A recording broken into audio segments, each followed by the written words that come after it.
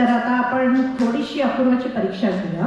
माझी थोडीशी, काय हरकत नाही. ठीक आहे घे. तुला चित्रहार माहिती का रे?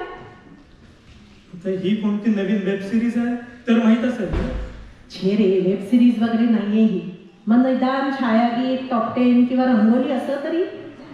अरे कुठल्या काळातल्या वेब सिरीज आहे त्या? अरे जसे आपल्याला आजकाल नवीन कोणताही सिनेमा येणार असेल त्याचे ट्रेलर्स किंवा सध्या कोणती गाणी लोकप्रिय होत आहेत त्याची सगळी माहिती यूट्यूबवर समजत असते, तसं पूर्वीच्या काळी हे सगळं समजण्याचे टीव्हीवरचे कार्यक्रमांची नावं होती चित्रहार, छायागीत, टॉप 10 आणि रंगोली. अगं पण आजकाल काय फरक पडतो? यूट्यूबवर काहीही टाका, काही मिनिटात लाखो व्ह्यूज आणि कॉन्टेंट व्हायरल. पण म्हणूनच आपल्याला सगळं माहिती असतं असं सुद्धा नाहीये. एवढा जास्त कंटेंट झालाय हल्ली सगळीकडे की आपल्याला कित्येकदा नवीन चित्रपट आणि त्यातली गाणी माहीत सुद्धा नसतात.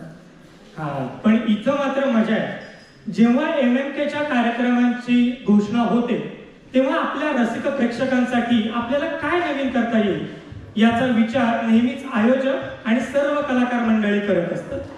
आणि त्यातूनच आपले सादरकर्ते आपल्यासाठी काही नवीन, अपरिचित, हटके अशी गाणी घेऊन येतात की या कार्यक्रमानंतर आपण आपसुकच ती गाणी गुणगुणू लागतो.